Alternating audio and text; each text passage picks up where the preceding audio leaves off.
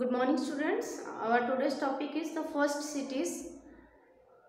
ये आपका जो चैप्टर है ये आपका जनरली स्टार्टिंग से अगर हम लेके चले ना ये आपको डिस्क्राइब करना पड़ेगा throughout Karl Marx. Karl Marx का इम्पोर्टेंस हमारी इंडियन हिस्ट्री में बहुत पहले से ही है। जब हमारी इंडस्ट्रियल रिवॉल्यूशन शुरू हुआ था, इंडस्ट्रियल रिवॉल्यूशन में चलेंगे तो उसमें भी फॉर्मेशंस ऑफ यूएन को भी कंसिडर किया जाएगा। UN means the United Nations का फॉर्मेशन होना। यूनाइटेड नेशंस जब बना था 1945 में ही क्रिएट हुआ था 24 अक्टूबर में। तो जनरली यूएन का जो बनना ज़रूरत इसीलिए पड़ गया आफ्टर सेकेंड वर्ल्ड वॉर जब हमारी ख़त्म हुआ 1945 में। Through out the year 6 year हुआ था। पहला हमें पता है 1914 से लेकर 1918 तक हुआ था first world war. Second world war का जो ड्यूरेशंस था वो 1939 से लेके 1945 तक ह्यूज रेस्ट्रिक्शंस हुआ था। इसकी वजह से नंबर ऑफ कंट्रीज बैठ के, जैसे आपका सोवियत का president of USA, PM of Britain, ये तीनों मिलके फर्स्ट टाइम 24 अक्टूबर 1945 को यूएन की डिफरेंट चार्टर्स के ऊपर डिस्कस किए थे। चार्टर्स ऑफ यूएन मीन्स उसमें to maintain the law and peace between countries, friendly relation बनाए रखना डिफरेंट कंट्रीज के अंदर, ये इसका मेन एम था द फॉर्मेशन ऑफ यूएन। ठीक है, इसमें 192 मेंबर्स है, उसमें से इंडिया भी एक मेंबर है 1945 में। तो जनरली यूएन का फॉर्मेशंस की बात कम से कम थर्ड वर्ल्ड वॉर को प्रिवेंट करवा दिया गया है। अभी तक हमारे अंदर है डिस्टर्बेंसेस है, बट म्यूचुअल अंडरस्टैंडिंग्स के माध्यम से हम उस चीज़ को सॉर्ट आउट करने की कोशिश करते हैं। ठीक है, तो आज की जो चैप्टर है ये हम देखेंगे द फर्स्ट सिटीज़। कहीं ना कहीं हमारा जो फर्स्ट सिटीज़ और ये रिवोल्यूशन जो इंडस्ट्रियल रिवोल्यूशन है कहीं ना कहीं लिंक है, बट ये जो हम डिस्कस करेंगे ये थ्रू आउट हिस्ट्री में चले जाएंगे। ठीक है, स्टार्टिंग में जब हमारी सिटीज़ का फॉर्मेशन हुआ, इसको हम जनरली बोलते हैं द कैलोलिथिक एज। मीन्स इसमें it is the combinations of stone age and copper age. ठीक है, हम जानते हैं इंडियन हिस्ट्री में जब हमारी पहली बार मेटल्स को हमने यूज़ किया था इट इज़ द कॉपर। ठीक है, कॉपर के बाद it is serve to use as a tools, ये बहुत फ़ायदेमंद हो रहा था। कॉपर के बाद हमारी ब्रोंज का यूज हुआ, थोड़ा चीप भी था।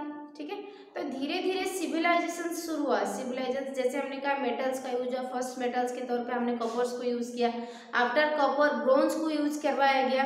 ठीक है, देन सिविलाइजेशन कब शुरू हुआ? सिविलाइजेशन से पहले हमारी, जैसे हम डिजर्ट पोर्शन को कवर करेंगे ना, यहाँ पे एक टॉपिक आएगा, एक टर्म आएगा ओसिस। हमने सऊदी अरबिया में पढ़ा है। जो लाइफस्टाइल लोगों को था वो बेदुइन्स था और जगह जगह पे कुछ कुछ पानी मिलता था जिसको हम बोलते थे ओसिस, और वहीं पे स्टार्टिंग हुआ हमारा सिविलाइजेशंस का। सिविलाइजेशन मीन्स एक सभ्यता का शुरुआत। डेफिनेशन अगर हम कंसिडर करें what is civilisations, the basic requirement से हटके the extra demands of the people after the basic requirements. जो हमारी बेसिक रिक्वायरमेंट्स होता है, बेसिक नीड्स होता है, generally as a basic needs हम कंसिडर करते हैं एयर, वाटर, ये सब एंड क्लोथ्स। ठीक है, उससे हटके जब इंसान एक्स्ट्रा डिमांड करने लगता है ना, देन क्रिएशन होता है हमारा सिविलाइजेशंस का। ठीक है, तो इस पॉइंट में हम देखेंगे सिविलाइजेशन का शुरुआत हुआ तो क्या क्या हुआ। फर्स्ट हमारी जैसे बात करने के लिए हमारी कोई स्पेसिफिक लैंग्वेजेस वगैरह नहीं था या कुछ रिटन प्रोसेस नहीं था। सिविलाइजेशन के बाद ये शुरू हो गया, हमने पढ़ा है प्रिंटिंग प्रेस का डिस्कवर जॉन गुटेनबर्ग ने किया है।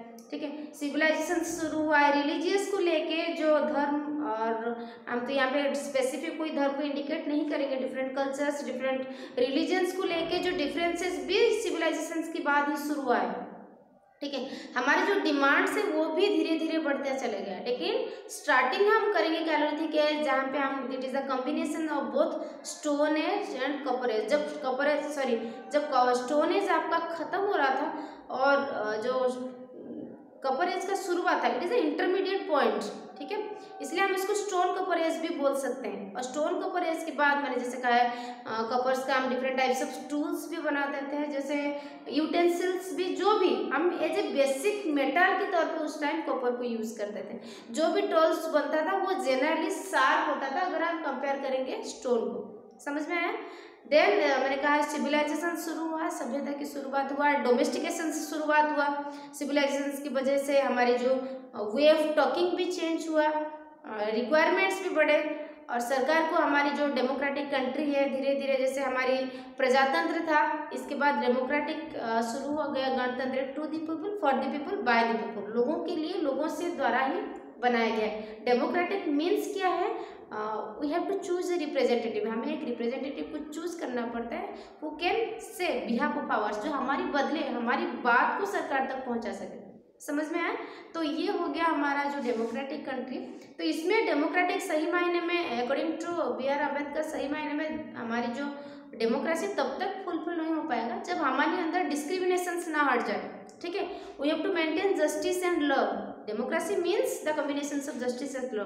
हमारे अंदर जस्टिस होना चाहिए, न्याय होना चाहिए, justice and law and order लेके सबको, जैसे लोअर कास्ट हायर कास्ट को लेके जो भी डिस्क्रिमिनेशन से या जेंडर को लेके जो भी डिस्क्रिमिनेशन से, जब तक वो नहीं हटेगा सही मायने में हमारी अंदर पे जो ये डेमोक्रेसी टर्म हम यूटिलाइज नहीं कर सकते। समझ में आया?